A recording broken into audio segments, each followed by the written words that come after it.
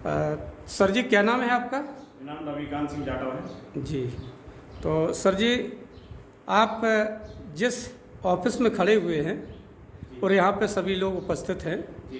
तो आज का उपस्थित होने का आपका उद्देश्य क्या है? आज का उपस्थित होने का मेरा उद्देश्य ये है कि आज मेरी समिति का कार्यालय है। जी मेरी समिति है महात्मा ज्योतिबा फुले समाज सुधारक समिति, जी जी जी जो रजिस्टर्ड है। जी। इसके माध्यम से हम शिक्षा के दृष्टि में जाते हैं, उसी को लेकर आज यहाँ पर बैठे हुए हैं। और हमारी शिक्षा जन जन तक पहुँचाना ये उद्देश्य है। और आपने जो बुलाया, आपकी चैनल के लिए हम लोग यहाँ एकत्रित हुए हैं, और चैनल के माध्यम से जो मेरी कार्यशैली है, मेरे संगठन की कार्यशैली है, वो जन जन तक पहुँचे, समाज में पहुँचे। इसके माध्यम से हम यहाँ पर एकत्रित हुए हैं। सर जी दूसरा क्वेश्चन हमारा है कि आपने जो संगठन का नाम रखा, क्या नाम रखा? महात्मा ज्योतिबा फुले समाज सुधारक समिति। जी जी। तो केवल आपने यहाँ पे जो नाम रखा है जी, और हमें भी पता है कि ओबीसी समाज से आते हैं, जी। तो आपने जो नाम रखा है तो ओबीसी समाज का ही क्यों रखा है आपने? मैंने इसलिए रखा जी कि महापुरुष प्रत्येक समाज में है। पहले तो मैं जाति का खंडन करता हूँ, जी जी जी। लेकिन जाति व्यवस्था जो चल रही है उस हिसाब से अगर देखा जाए तो प्रत्येक समाज में प्रत्येक महापुरुष ने जन्म लिए हैं। जी। तो हमारे ऐसी समाज में बाबा साहब अम्बेडकर हैं, कई हैं, तो उनके नाम से कई समितियाँ चल रही हैं। और हमारा ओबीसी समाज पीछे है आज। जी। तो ओबीसी समाज को बताने के लिए, जागरूक करने के लिए मैंने ओबीसी महापुरुष को एक आगे लाया। और महात्मा ज्योतिबा फुले जिन्होंने शिक्षा की नींव रखी, माता सावित्रीबाई फुले जिन्होंने महिलाओं के लिए प्रथम कॉलेज खोला, जी। ऐसी उनकी दृष्टि को देख के उनको पढ़ा। इसके बाद मैंने इस समिति का, मेरी पूरी टीम ने गठन करके इस समिति का नाम रखा। उस समिति का मैं उप संस्थापक हूँ। आपने जो महापुरुष के नाम से रखा, मुझे पता है कि शिक्षा के अग्रदूत थे जी। उन्होंने सबसे पहले 1848 में विद्यालय खोलने का काम किया। तो आपने बहुत अच्छी बात रखी। सर जी आप अपने स्थान पर पहुंच जाइएगा, मैं किसी और को बुलाता हूं। आपके चैनल का बहुत बहुत धन्यवाद, बहुत बहुत आभार। जय भीम। जी जी जी। आइए शिवराज जी, चलो आ जाओ। तो सर आपको मैं जय भीम नमो बुद्धा करता हूँ। आपने जो सभी लोगों ने, टीम ने पूरा सोशल राही यूट्यूब चैनल के लिए जो समय दिया है, इसके लिए मैं बहुत आभार व्यक्त करता हूँ। तो संगठन के बारे में तो अभी मेरे भाई बता करके गए हैं। आपसे हमारा क्वेश्चन है कि बाबा साहब ने जो शिक्षा के ऊपर काम किया और उन्होंने मूल बिंदु हम लोगों को दिया कि शिक्षा के बारे में हम लोगों को काम करना चाहिए, तो आपने शिक्षा के लिए क्या काम किया? शिक्षा के लिए हमारी तो भी पाठशाला चल रहे हैं, एक ग्राम बसीट में और एक भैण, वो भी निःशुल्क शिक्षा चल रही है, निःशुल्क। जी। तो इसमें क्या कोई ऐसा प्रावधान रखा गया अपने संगठन में शिक्षा को लेकर के? हाँ। तो क्या आप कोचिंग सेंटर खुलवा सकते हो, क्या करवा सकते हो? कोचिंग सेंटर खुलवा सकते हैं हम लोग जी। और किसी को रोजगार भी दे सकते हैं जी। और कंप्यूटर की पूरी नॉलेज भी करा सकते हैं। ऐसा हमारी समिति के द्वारा जी काम किया जाएगा। तो संगठन आप अपने तक तो सीमित नहीं रखेंगे, गांव-गांव जाकर के फैलाने का काम करेंगे? 20 तारीख को समिति का रजिस्ट्रेशन हुआ है और आज 30 तारीख है। 10 दिन में हम लोगों ने 2 भी पाठशाला ओपन कर दी है और दोनों चल रहे हैं जी। तो यहाँ कब कब मीटिंग रखी जाती है? यहाँ महीने माह के पहले संडे को मीटिंग रखी जाती है। बहुत बहुत साधुवाद, आपने समय दिया, इसके लिए मैं बहुत आभार व्यक्त करता हूँ। सर जी आप आइएगा। सर जी मैं आपको भी जय भीम नमो बुद्धा करता हूँ। तो आप लोग जो बहुमूल्य समय दे रहे हो, तो सर जी शिक्षा को लेकर के अभी बात हुई हमारी आपके साथी से, तो मैं चाहूँगा कि आप क्या गांव-गांव जाकर के लोगों के बीच में महापुरुषों की विचारधारा ले जाते हो क्या? नहीं बताता। सन 2018 से जी मैं जब यहाँ का चला था भीम आर्मी से जी 15 मई को बनाता हूँ। सर जी एक बार नाम बता दीजिएगा अपना। अखंड प्रताप सिंह है जी। मैं भीम आर्मी का 2018 में 15 मई को किला जमा जी। तब से हम लोगों ने पूरी हमारी टीम ने हर गाँव में, हर क्षेत्र में जाकर भोजन महापुरुषों को बताया और समाज पूरा उत्पीड़न की लड़ाई लड़ रहे हैं जी। और जहाँ भी हम लोग जरूरत पड़ती है लोग वहाँ जाते हैं, कई घटनाएं होती हैं उनमें हम लोग भाग लेते हैं, और जो हमारे लोगों पर अत्याचार होता है उनके लिए हम लोग लड़ाई लड़ते हैं। और हमारे भाइयों ने कहा है जो हम लोग कर रहे हैं, और आगे भी हम लोगों का प्रयास रहे कि हम लोग ये सब काम करते रहें, शिक्षा के लिए, समाज को उन्नयन के लिए, और कुछ जो चीज़ें हैं गरीब वर्ग है उनकी मदद करने के लिए। सर जी, मैंने आपका वो दौर देखा है जब आप जिलाध्यक्ष थे, तो जब बाइक की आपने रैली निकाली तो शायद है कि पूरी उड़ई नहीं, पूरी जनपद जालो नीली हो गई थी। मैंने वो रंग देखा था आपका। मेरा तो कर्तव्य रहता है कि मेरे जितने भी साथी हैं जी, मेरा एक कर्तव्य रहता है कि मैं अपने कार्यकर्ताओं को, पदाधिकारियों के लिए अनुशासन सिखाऊँ। जो साहब काशियाम साहब कह रहे हैं, जिस पार्टी या संगठन में अनुशासन नहीं होगा वो कहीं गति नहीं पा सकता जी। तो मैं चाहता हूँ पहले हमारे लोग अनुशासन सीख जाएँ और सम्मान देना सीख जाएँ जी। मेरा यही कर्तव्य रहता है कि मेरे लोग छोटे हों या बड़े हों, पहले अनुशासन में रहें, अपने बड़े या छोटे भाइयों को अच्छा सम्मान दें, उनकी कर्तव्यों का पालन करें। उस मूवमेंट को जब ले जा सकते हैं जब हम लोग अंदर अनुशासन होगा, एक दिल में अच्छी क्षमता होगी, हम इसको ले जाना चाहते हैं मूवमेंट को। सर जी, एक क्वेश्चन और मैं आपसे करना चाहूँगा। जो पुराने कार्यकर्ता भीम आर्मी के थे, मैंने देखा उनको अच्छी तरीके से, बहुत अच्छी तरीके से मैनेज किया उन्होंने, लोगों की जाकर के वास्तविकता मदद की। लेकिन अब जो नई टीम बनकर के जो खड़ी हुई है, तो उसके बारे में आप क्या कहेंगे? 2 शब्द बोल लीजिएगा। हम उनसे भी कहना चाहते हैं जो पुराने कार्यकर्ता थे, पुराने संगठन से, आज वो नए युवा साथ काम कर रहे हैं, उनको पहले अपने पद से ये सोचिए कि हम पद पे कोई पदाधिकारी हैं, एक इंसान है, उस मूवमेंट की को सोच के समझ के चलना चाहिए कि हम इस मूवमेंट को लेके चल रहे हैं। जिस महापुरुष का कारवा है, उस कारवा को इसने सहनशीलता से लेना चाहिए कि हम लोगों को अपनी आवाज़ अच्छी तरीके से पहुँचा सकें, उनकी आवाज़ हम सुन सकें और उनको सम्मान दे सकें। बहुत बढ़िया, बहुत बहुत धन्यवाद, बहुत बहुत साधुवाद, आपने जो समय दिया। सर जी आप आ जाइएगा। आशीष जी, सर जी आपको नमो बुद्धाय जय भीम। सर आपने बहुत बहुमूल्य समय राम कुमार राही को दिया, इसके लिए मैं बहुत आभार व्यक्त करता हूँ। ये तो काम है जी। सर जी, मुझे बहुत अच्छा लगा जब मैं पहुँच आया, उनके शिवराज जी के द्वारा मुझे पता चला कि राही जी काफ़ी लोग आपका इंतज़ार कर रहे हैं। तो हमारा काम है कि बेहतर से बेहतर लोगों की तलाश करो, बेहतर से बेहतर लोगों की तलाश करो। नदी मिल गई तो समुद्र की तलाश करो। शीशा टूट जाता है पत्थर की चोट से, पत्थर टूट जाए वो शीशा तलाश करो। मैं ऐसे लोगों की खोज में हमेशा रहता हूँ। तो सर जी, मेरा क्वेश्चन है आपसे, मुझे पता है कि आप सोशल वर्कर हैं, तो मेरे दर्शकों को भी पता चलना चाहिए कि आपने सोशल वर्क किया कितना है जी। तो बता दीजिएगा सर। मेरा नाम आशीष बहुत खुदरा, अभी मैं वर्तमान में आज़ाद समाज पार्टी से किसान मोर्चा से जिलाध्यक्ष हूँ जी। मैं सभी आपके चैनल के माध्यम से जितने भी दर्शक ये देखेंगे, मैं उनको नमोध्याय जय भीम करता हूँ जी। मैं सबसे पहले मैं आपको एक बात बताना चाहता हूँ, जब भी हम लोग कोई संगठन बनाते हैं या कोई समिति बनाते हैं तो सर्वप्रथम काम होता है अपने महापुरुषों को पढ़ना। बिल्कुल बिल्कुल सही बात। जब तक हम अपने महापुरुषों की विचारधारा को नहीं पढ़ेंगे, उनके त्याग और बलिदान को नहीं पढ़ेंगे, जब तक हम लोग कोई संगठन या समिति हो उस पर हम लोग सफल नहीं हो सकते जी।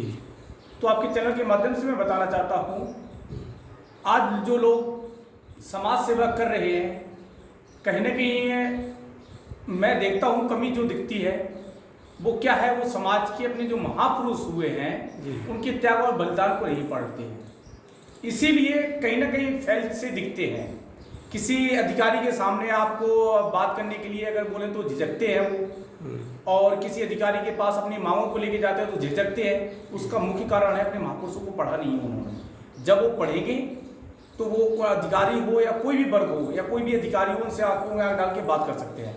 एक मैं संगठन का नाम लेता हूँ, भीम आर्मी, जिसमें मैं और मेरे तमाम सभी साथियों ने काम किया है। इस जिले में नींव रखी है हमारे साथियों ने, हम लोग सब लोगों ने। तो भीम आर्मी की जो ताकत है, भीम आर्मी से जो ताकत उत्पन्न हुई है कि कोई भी छोटा वर्कर होता है, पुलिस हो, अधिकारी हो, आंखों में आंख डाल के बात करता है। ये ताकत है भीम आर्मी की। बिल्कुल बिल्कुल। क्यों है? क्योंकि भीम आर्मी और भीम आर्मी के जो वर्कर है, हम लोग का सिर्फ और सिर्फ सोशल वर्कर काम है और लोगों के न्याय, जिनके साथ उत्पीड़न होता है उनको न्याय दिलाना है। उसके साथ साथ हम लोग शिक्षा की जो सबसे बड़ी उद्देश्य चीज है शिक्षा। जब तक लोग शिक्षित नहीं होंगे, जब तक अपने हक का अधिकार नहीं जान सकते। सही बात। तो हम लोग या भीम पाठशाला, क्योंकि अधिकतर क्या होता है कि जो मध्यम वर्ग होता है और जो निचला तबका होता है जिससे हम लोग आते हैं, हम लोग के पास इतना बैकग्राउंड, हम लोग की इतनी आर्थिक स्थिति इतनी मजबूत नहीं होती है जिसके वजह से हमारे बच्चे अच्छी शिक्षा प्राप्त कर सकें। तो हम लोग क्या होता है, गाँव में जाके एडमिशन करा दे सरकारी संस्थाओं में। वहाँ की भी सरकार की मंशा है कि ये समाज अगर पढ़ लिख के आगे जाएगा तो ये अपने हक और अधिकार जान पाएगा और हमसे ये बगावत करेगा, सवाल करेगा। सही बात। तो सरकार का मतलब है कि इस तबके को शिक्षित ना होने दिया जाए, इसीलिए उन्होंने ये प्राइवेटाइजेशन लाए और नई शिक्षा नीति लाए। आज स्कूलों की फीस 2000 रुपये हो गई है। जो गांव का जो मध्यम वर्ग जो होता है, SC ST OBC जो मध्यम क्रम में आते हैं, उनकी आर्थिक स्थिति इतनी अच्छी नहीं हो पाती है, उनको 300 या 400 रुपये पे वो दिहाड़ी करते हैं। अगर वो इतना उनका खर्चा होता है, इतनी अच्छी शिक्षा बच्चों को वो नहीं दे सकते हैं। तो क्यों ना मैं समाज का एक कार्यकर्ता होने के कारण मेरी समझ थी, हम लोगों ने एक डिसीजन लिया कि वो शिक्षा अगर वो इतनी अच्छी उनको स्कूलों में नहीं दे सकते तो हम लोग मिलजुल कर अपने तमाम साथी वो शिक्षा गांव तक ले जाए और उन बच्चों को दे जो उस लायक को मतलब उस स्कूलों में पढ़ने के हकदार नहीं बन पा रहे हैं। तो हम लोगों ने जी निःशुल्क भीम पाठशाला का आयोजन किया। आज लगभग 1 साल से ज्यादा हो गई है। हमारी एक कोचिंग सेंटर है राजीपुरा में, वहाँ चल रही है, बेड़ में भी चल रही है। तो ये हम लोगों ने मतलब शिक्षा के ऊपर काम किया है। जी जी। महापुरुषों की किताबों को वितरण कराना है, गांव-गांव जाके मीटिंग के जरिए से लोगों को जागरूक करना है, ये हम लोग काम कर रहे हैं। सर जी, एक क्वेश्चन और हमारा है, हमें लग रहा है कि मेरा बहुत अच्छा क्वेश्चन का जवाब आपसे मिलेगा। जी। तो मैंने, ठीक है, आपने जैसे भीम पाठशाला की बात की जी। तो मैंने ज़्यादातर देखा है कि ग्रामीण क्षेत्र में जो गरीब बच्चे हैं जी, उनके अंदर टैलेंट तो बहुत अच्छा है जी, लेकिन वो उनके माँ बाप गरीब होने की वजह से वो अपने बच्चों को उस ऊंचाइयों तक नहीं पहुंचा पाते हैं जहां उन्हें पहुंचना चाहिए।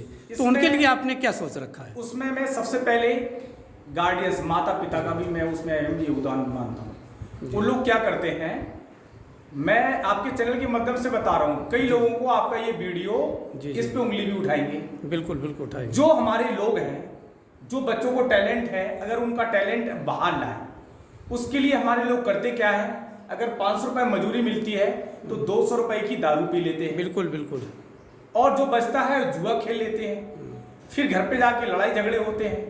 तो बच्चों की जो मानसिक स्थिति है वो तो कहीं ना कहीं डाइवर्ट हो जाती है। जी, हो जाती है। मैं आपके चैनल के माध्यम से बता देना चाहता हूँ लोगों को, जो बच्चे हुनरमंद हैं और जो लोग पढ़ने में होशियार हैं, उनकी हम तो मदद करते हैं, लेकिन हमसे ज्यादा उनका दायित्व उनके माता पिता का होता है। बिल्कुल। माता घर पे रहती है, पिता मजदूरी करके आता है, दारू पीता है। आप एक अपने शौक कम करिए, बच्चों को शिक्षित करिए, उनकी जिस हुनर में, जिनको हुनर जिस क्षेत्र में है उनको उसमें प्रोत्साहन करिए, जिससे वो जाके उस हुनर में अपना प्राप्त करें वो और आगे बढ़ें। इसके लिए मैं माता पिता से कहना चाहता हूँ कि ये अपने 100 कम करिए और अपने बच्चों को शिक्षित करें।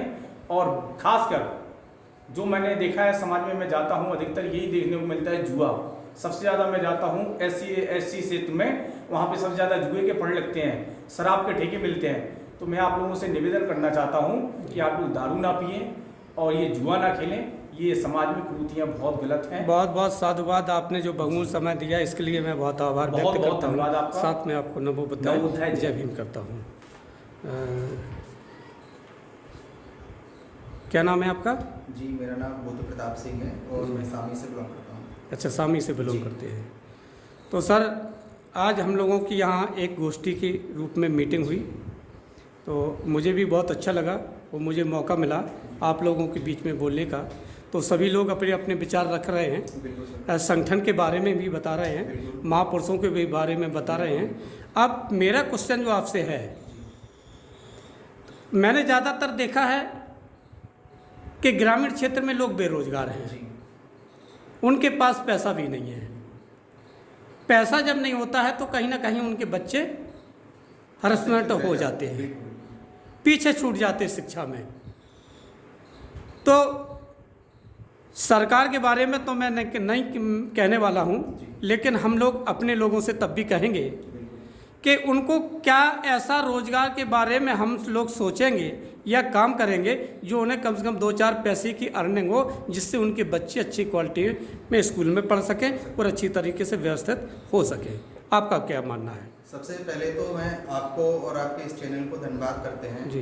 और उसके बाद मैं अपने सभी महापुरुषों को नमन करते हैं कि आज उनके संघर्ष के बदौलत हम आपके सामने हैं और इस कारवा को लेके चल पा रहे हैं और आप लोगों के बीच में अपनी बात रख पा रहे हैं। जी जी। क्योंकि आज से पहले तो ये अधिकार नहीं था आप नहीं, लोगों को नहीं था। कि हम सूट वूट टाई में या फोन ये सारी जो फैसिलिटी आज मिल रही है वो मिले।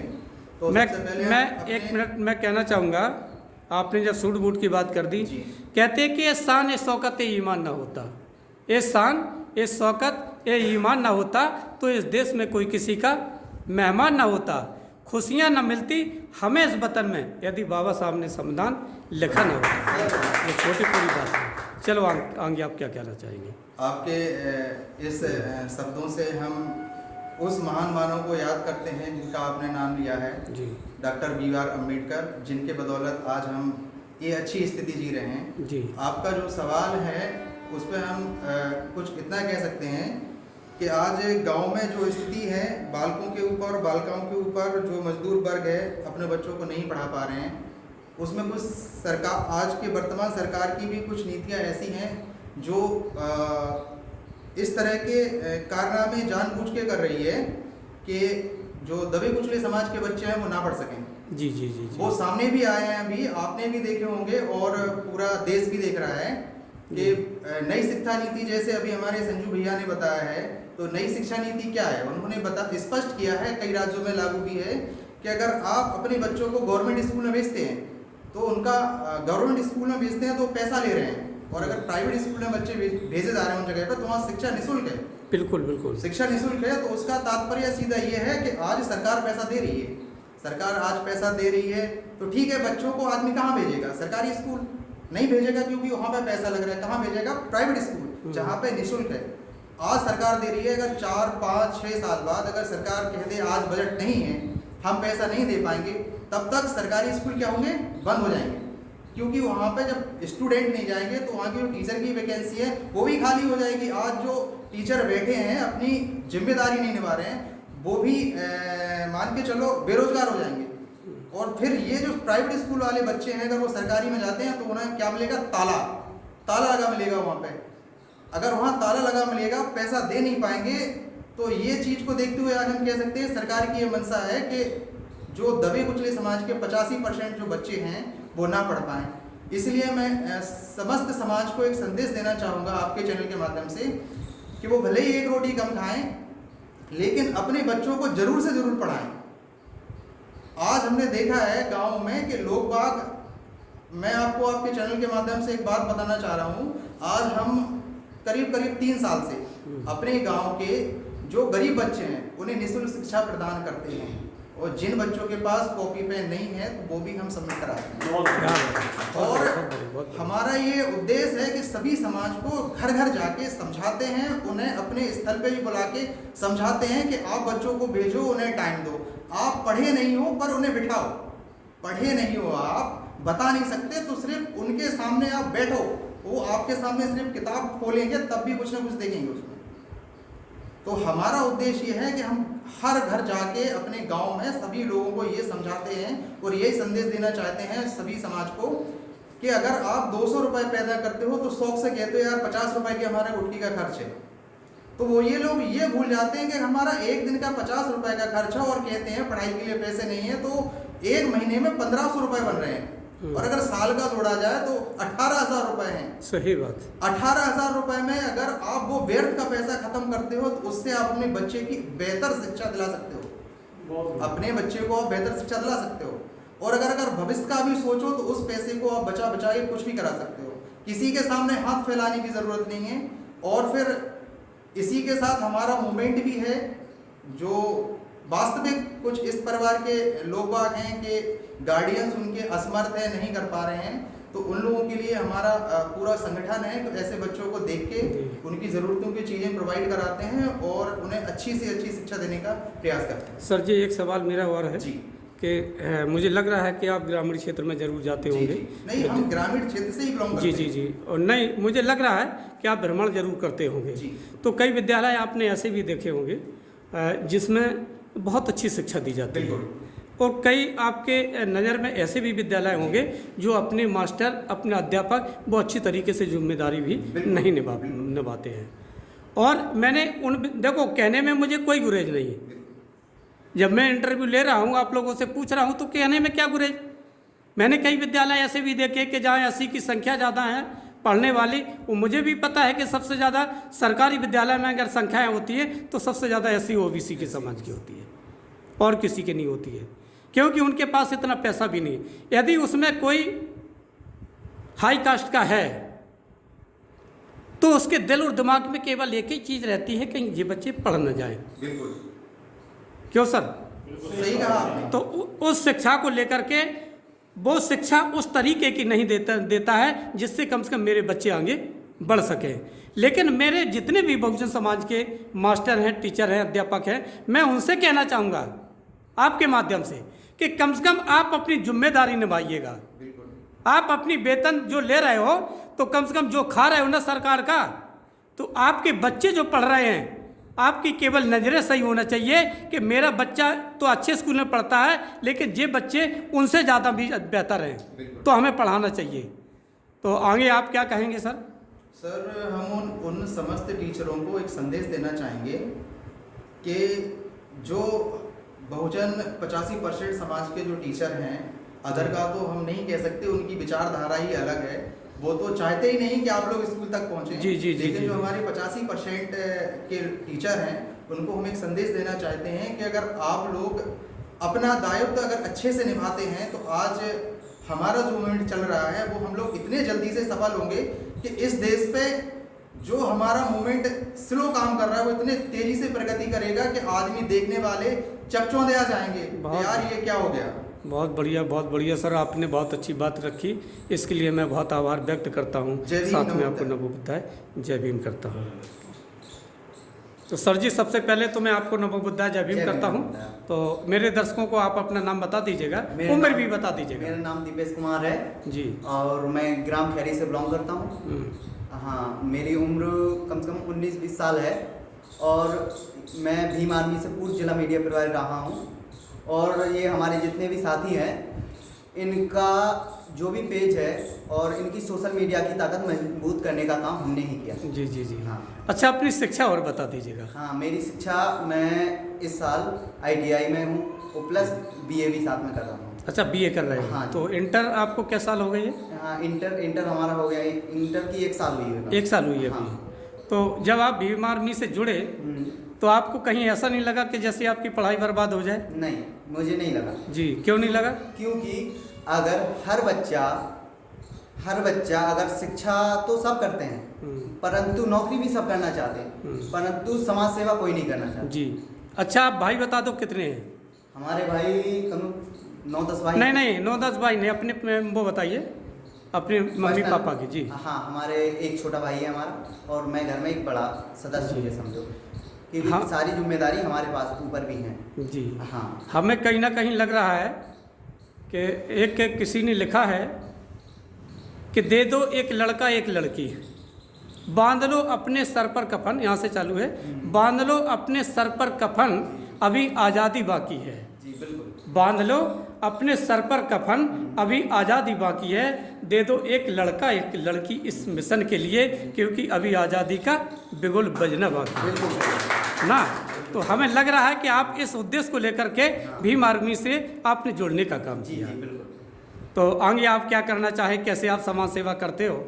समाज सेवा हमारा मतलब, जैसे हम समाज सेवा करते हैं जी, तो हम शिक्षा भी करते हैं प्लस समाज सेवा भी करते हैं, और जो हमारी पाठशालाएं चल रही हैं उनमें शिक्षा देने का भी काम करते हैं। जी जी। प्लस अपने कम खर्चे करके जो हमारे शौक हैं उनको कम करके, प्लस जो भी है हमारे बच्चे हैं जो आज रह जाते हैं शिक्षा से वंचित, उनको शिक्षा देने का काम हम ही कर रहे हैं। अच्छा दोस्त, एक क्वेश्चन हम आपसे करना चाहेंगे।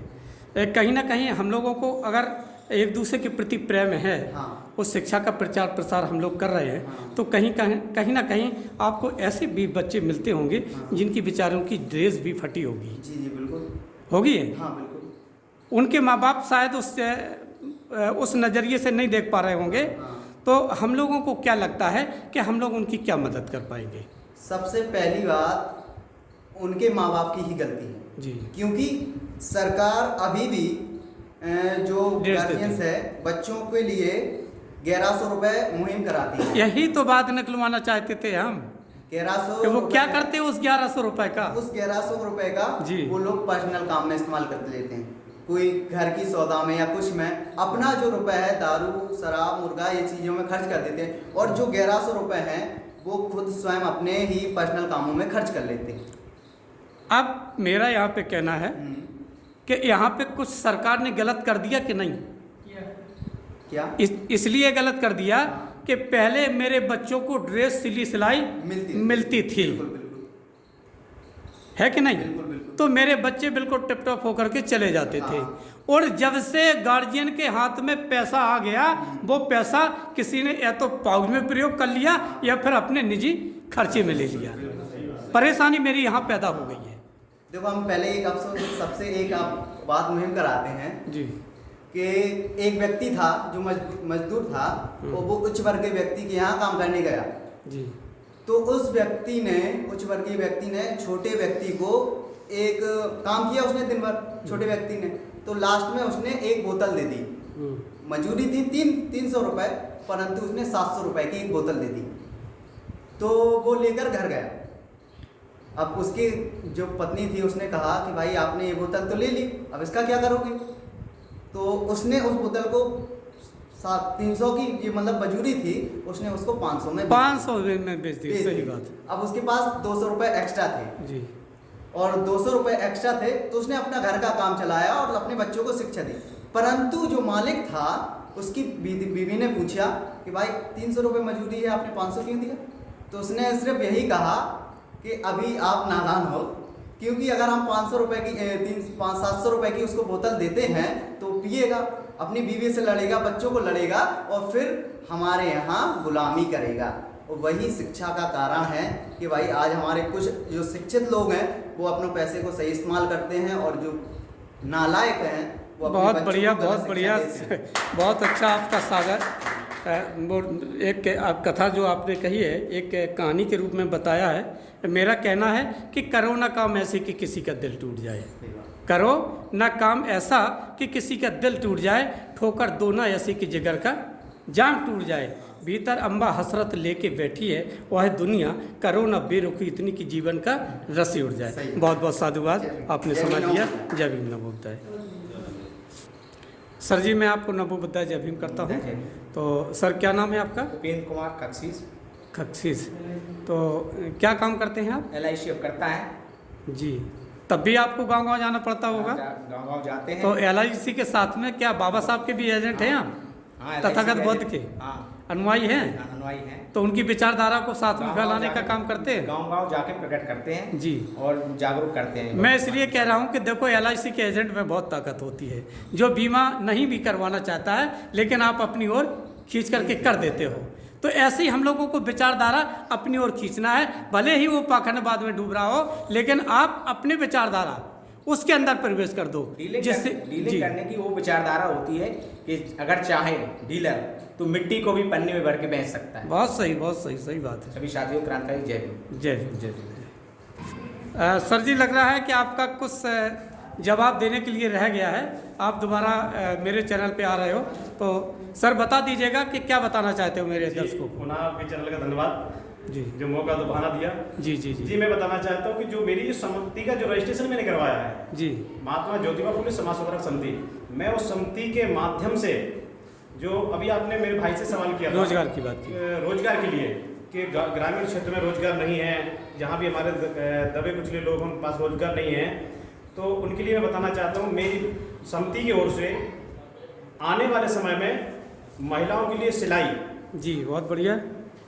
बेरोजगार युवाओं के लिए कंपनियां छोटी छोटी घर में फैक्ट्री जैसे दूध का काम है, पैकिंग करना है, और जो भी प्रोडक्ट्स बन के आएंगे उन प्रोडक्ट्स को हम लोग अपनी समिति के माध्यम से और रोजगार के लिए अपने जो लोग हैं, महिलाएं हैं, पुरुष हैं, बेरोजगार लोग हैं, उनके माध्यम से सर जी अब यहाँ क्वेश्चन खड़ा हो जाएगा कि जैसे आपने कहा कि मैं दूध की थैली भी उपलब्ध कराऊंगा लोगों को, सिलाई का काम भी दिया करेंगे, तो कहीं ना कहीं आपको पैसा खर्च करने की भी ज़रूरत पड़ेगी ना समिति में। बिल्कुल, पैसे की समस्या की वजह से ही मैंने समिति को ये रजिस्टर करवाया है। पैसा आपके पास कहाँ से प्रोवाइड करवाओगे? प्रोवाइड पैटर्न मेरी समिति की जो है, मैंने समिति के माध्यम से कई लोगों से बात की, कई लोग मेरे फंडर्स बनना चाहते हैं, समाज सेवक जो हैं, जो सरकारी कर्मचारी वर्ग ये हैं, राजनीतिक हमारे समाज के नेता भी हैं, जो तो उनसे आप कलेक्शन करोगे क्या? हाँ, उनसे कलेक्शन करके बात करके उनसे बात की है मैंने, उस स्तर से जाके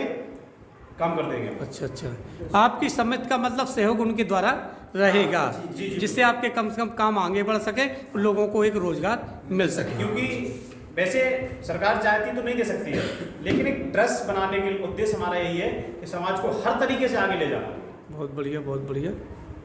क्योंकि होता क्या है, गवर्नमेंट की बहुत सी योजनाएं होती हैं, वो लोगों तक नहीं पहुंच पाती हैं, और ये समिति का मुख्य उद्देश्य यही है कि जो योजनाएं जो हैं वो लोगों तक नहीं पहुंच पा जाती हैं, तो वो योजनाओं को हम अपने ऊपर हैंड ओवर करके लोगों तक पहुंचाएंगे।